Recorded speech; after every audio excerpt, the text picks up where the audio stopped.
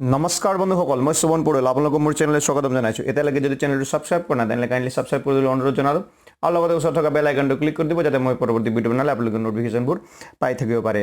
তো আজি আমি আলোচনা কৰিম অংকুৰণ ক্লাছ 8ৰ অষ্টম শ্ৰেণীৰ অংকুৰণৰ পাঠ নম্বৰ 5 ভক্ত প্ৰহ্লাদ এই পাঠটোৰ বিষয়ে আজি আমি আলোচনা কৰিম। গতিকে বন্ধুসকল ভিডিঅ'টো শেষলৈকে চাব আৰু ভিডিঅ'টো অনলাইন চাব বুলি আশা ৰাখিলোঁ। আৰু ভিডিঅ'টোত আজি আমি প্ৰশ্ন উত্তৰ গোটেইখিনি আলোচনা কৰিম এটাও নেৰাকে। পাঠ ভক্ত প্ৰহ্লাদৰ আজি আমি প্ৰশ্ন উত্তৰখিনি চাম এটা এটাকে। তো প্ৰশ্ন 1 নম্বৰ প্ৰশ্ন, আপোনালোকে প্ৰশ্নৰ উত্তৰবিলাক দেখা পোৱাৰ লগে লগে স্ক্ৰীনশ্বট বা আপোনালোকে প'জ কৰি পেলাই বহীত লিখিবলৈ চেষ্টা কৰিব, ভিডিঅ'টো ডাউনলোড নকৰিব বুলি আশা ৰাখিলোঁ। 1 নম্বৰ প্ৰশ্ন, ক ভক্ত প্ৰহ্লাদ নাটিকাখনৰ মুখ্য চৰিত্ৰকেইটাৰ নাম লিখা। তাত মুখ্য চৰিত্ৰকেইটাৰ নাম হৈছে হৰি মানে ভগৱান বিষ্ণু, হিৰণ্যকশিপু প্ৰহ্লাদৰ দেউতা বা দৈত্যৰাজ, প্ৰহ্লাদ খণ্ডামৰ্ক দৈত্য গুৰু শুক্ৰাচাৰ্যৰ পুতেক হিচাপে, তাৰপিছত মহাৰাণী হিৰণ্যকশিপুৰ ঘৈণীয়েক হিচাপে। এই 5টা চৰিত্ৰ ইয়াত আছে নাটকখনত। নাটিকাখনি কেইটা দৃশ্যত বিভক্ত? ইয়াত 5টা দৃশ্যত বিভক্ত আছে নাটিকাখনি। প্ৰহ্লাদৰ পিতৃৰ নাম কি?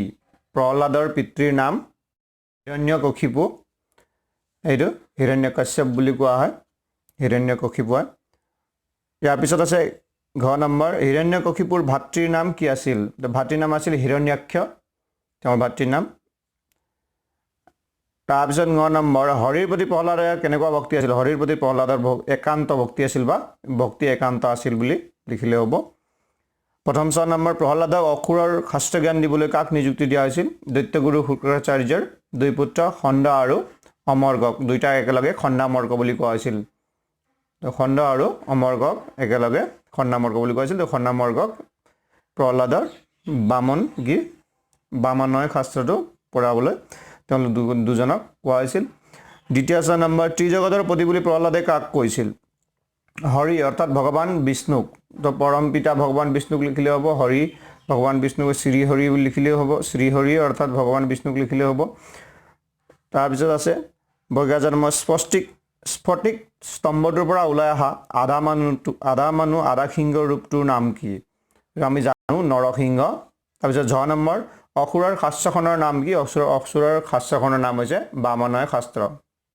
নেক্সট প্ৰশ্নটো আছে 2 নম্বৰ, কি ভাৱত তন্ময় হৈ আছা প্ৰহ্লাদ? তোমাৰ কাষত আহি মই ৰৈছোহি, তুমি গমেই পোৱা নাইনে? এই কথাষাৰ প্ৰহ্লাদক কোনে কৈছিল? সেই সময়ত প্ৰহ্লাদ কি ভাৱত তন্ময় হৈ আছিল? এইটো প্ৰশ্নৰ উত্তৰ হিচাপে হ'ব। কথাষাৰ প্ৰহ্লাদৰ জ্যেষ্ঠ ভাতৃয়ে প্ৰহ্লাদক কৈছিল। সেই সময়ত প্ৰহ্লাদ এই সুন্দৰ প্ৰকৃতিৰ, এইটো পৃথিৱী লিখিছিল, এইটো পৃথিৱী নহয়, প্ৰকৃতিৰ সৃষ্টিকৰ্তা ভগৱান শ্ৰীহৰিৰ ভাৱত তন্ময় হৈ আছিল। নেক্সট প্ৰশ্নটো আছে, স্ফটিক স্তম্ভ ভাঙি প্ৰভু নৰসিংহই ওলাই আহি কি কৰিছিল? তেওঁৰ গৰ্জনত দৈত্য খবৰ কেনে অৱস্থা হৈছিল? এইটো প্ৰশ্নৰ উত্তৰ হিচাপে ইয়াত আছে। আমি এইটো উত্তৰটো মিলাই পেলাই লিখিব লাগে। মই খালি উত্তৰটো টপিক পইণ্ট হিচাপে অলপমান লিখিয়ে দিছোঁ, তোমালোকৰ যাতে অসুবিধা নহয় বুলি। এইটো তৰ্জন গৰ্জন কৰিছিল, কোনে তৰ্জন গৰ্জন কৰিছিল এইটো মিলাই পেলাই লিখিব লাগে। তো এই স্তম্ভটোৰ পৰা ওলাই আহি প্ৰভু নৰসিংহই তৰ্জন গৰ্জন কৰিছিল। তাৰপিছত আৱিৰ্ভূত নৰসিংহৰ তৰ্জন গৰ্জনক সকলো দৈত্য ভয়ত কম্পমান হৈ মূৰ্ছাপ্ৰায় হৈছিল। নৰসিংহই এটা পতংগৰ দৰে হিৰণ্যকশিপুক ধৰি নিজৰ উৰুত পেলাই নখেৰে বিদাৰি, এইটো বিদাৰিয়ে হয়, নখেৰে বিদাৰি হত্যা কৰিছিল বা বধ কৰিছিল, এনেকৈ লিখিব লাগে। 3 নম্বৰ প্ৰশ্ন আছে, 3 নম্বৰ কত প্ৰহ্লাদে হৰিভক্তিৰ মহিমাৰ বিষয়ে দেখুওৱা যুক্তিবোৰ একাদিক্ৰমে লিখা। তো প্ৰহ্লাদে হৰি কি বুলি কৈছিল? ইয়াত আছে, চমুকৈ লিখা আছে, মিলাই পেলাই লিখিব লাগে। ত্ৰিজগতৰ পতি, প্ৰহ্লাদে প্ৰভুক ত্ৰিজগতৰ পতি, সৃষ্টিকৰ্তা, জগতৰ সৃষ্টিকৰ্তা বুলি লিখিলে হ'ব, পালনকৰ্তা, ত্ৰাণকৰ্তা তথা জগতৰ সকলো ঠাইত তেওঁৰ বাস আছে বুলি কৈছিল। 9 নম্বৰ, বামনয় শাস্ত্ৰ জ্ঞান ল'বলৈ প্ৰহ্লাদে কিয় আপত্তি কৰিছিল? কাৰণ ই হৰিভক্তিৰ বিৰুদ্ধ আছিল আৰু প্ৰহ্লাদে অলৰেডি কি কৰিছিল? ভগৱান শ্ৰীহৰিৰ শৰণ লৈছিল। সেইটো কথাটো ইয়াতো আছে। প্ৰহ্লাদে গুৰুদেৱৰ বুজনি মানি নাছিল কিয়নো, ইয়াত কিয়নোৰ পৰা এইটো প্ৰশ্নৰ উত্তৰো আমি ইয়াৰ পৰা লিখিব পাৰিম। কেনেকৈ? কাৰণ ই হৰিভক্তিৰ বিৰুদ্ধ আছিল, বামনয় শাস্ত্ৰ হৰিভক্তিৰ বিৰুদ্ধ আছিল, একেই বস্তু। তাৰপিছত আছে প্ৰহ্লাদে শ্ৰীহৰিৰ চৰণত শৰণ লৈছিল, সেইবাবে তেওঁ ইয়াৰ বিৰুদ্ধ কৰিছিল বামনায়ক শাস্ত্ৰ পঢ়িবলৈ বা ল'বলৈ শাস্ত্ৰ জ্ঞান ল'বলৈ বিৰুদ্ধ কৰিছিল বা আপত্তি কৰিছিল গ নম্বৰ প্ৰশ্ন হৰিক দৈত্যবংশৰ শিৰবৈৰী বুলি দৈত্যৰাজ হিৰণ্যকশিপুৱে কিয় কৈছিল তো হৰিক দৈত্যবংশৰ শিৰবৈৰী বুলি কিয় কৈছিল দৈত্যৰাজৰ ভায়েক এজন আছিল হিৰণ্যক্ষ বুলি হিৰণ্যকক ভগৱান শ্ৰীহৰিয়ে বৰাহ ৰূপ ধাৰণ কৰি মানে 3 নম্বৰ বিষ্ণুৰ 3 নম্বৰ অৱতাৰ হয় বৰাহ ৰূপ ধাৰণ কৰি হিৰণ্যকক নিজৰ কিবা দাঁতেৰে খুচি পেলাই হত্যা কৰিছিল সেই কাৰণে তেওঁ হৰিক শিৰবৈৰী বুলি কৈছিল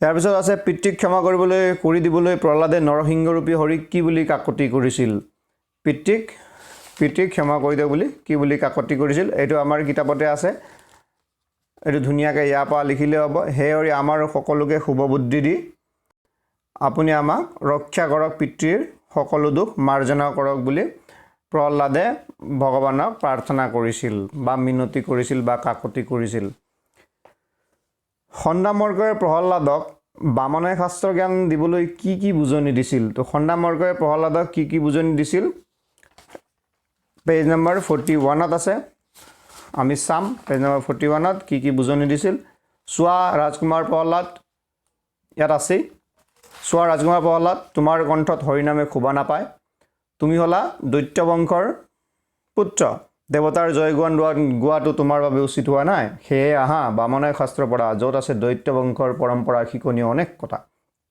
এনেকৈ বিভিন্ন কথাৰে তাৰপিছত তথাপি এইখিনিৰ পৰাও আমি অলপ লিখিব পাৰোঁ যিহেতু প্ৰশ্ন সমূহ হয় পৰীক্ষাত নম্বৰ কিদৰে আহে সেইদৰে আমি উত্তৰটো লিখিবলৈ পৰা হ'ব লাগিব মূল কথাটো এইটোৱে হয় ইয়াৰ পিছত তোমালোকে যদি ভাবা যে এইটো অলপ দীঘলকৈ লিখিব পাৰি তো তথাকথিত হৰিভক্তিৰ মহিমা বৰ্ণনাৰ পৰা তুমি বিৰত থকা নহ'লে জানাই নহয় তোমাৰ পিতৃ দৈত্যৰাজৰ ক্ৰোধাগ্নিয়ে সকলো ভস্ম কৰি পেলাব এইখিনিলৈকে আমি লিখিব পাৰোঁ যদি আমি ভাবোঁ এইখিনি আমি লিখিব পাৰোঁ কিন্তু পৰীক্ষাত যদি 2 নম্বৰ মাত্ৰ আহে তেনেহ'লে এইখিনি লিখিলে হৈ যাব যদি 3 নম্বৰ 4 নম্বৰ আহে তো আমি এনেকা অলপ দীঘলীয়াকৈ উত্তৰ লিখিব পাৰিম জানি থোৱাটো ভাল আপোনালোকে প্ৰশ্ন উত্তৰ হিচাপে প্ৰশ্নত এইখিনি বস্তুটো ব্ৰেকেটত ৰাখি দিলে হৈ যাব যদি প্ৰশ্নৰ নম্বৰটো চাই পেলাই এইটো লিখিব লাগিব নেক্সট আছে প্ৰহ্লাদে গুৰুদ্বয়ৰ বুজনি কিয় মানি লোৱা নাছিল তো প্ৰহ্লাদে গুৰুদ্বয়ৰ বুজনি মানি লোৱা নাছিল কিয়নো এইটো প্ৰশ্নৰ যি উত্তৰ ক'লো একেই খ নম্বৰ যিটো উত্তৰ প্ৰশ্ন আছিলে একে উত্তৰ মানি লোৱা আছিল কিয়নো বামনায়ক শাস্ত্ৰ হৰিভক্তিৰ বিৰুদ্ধ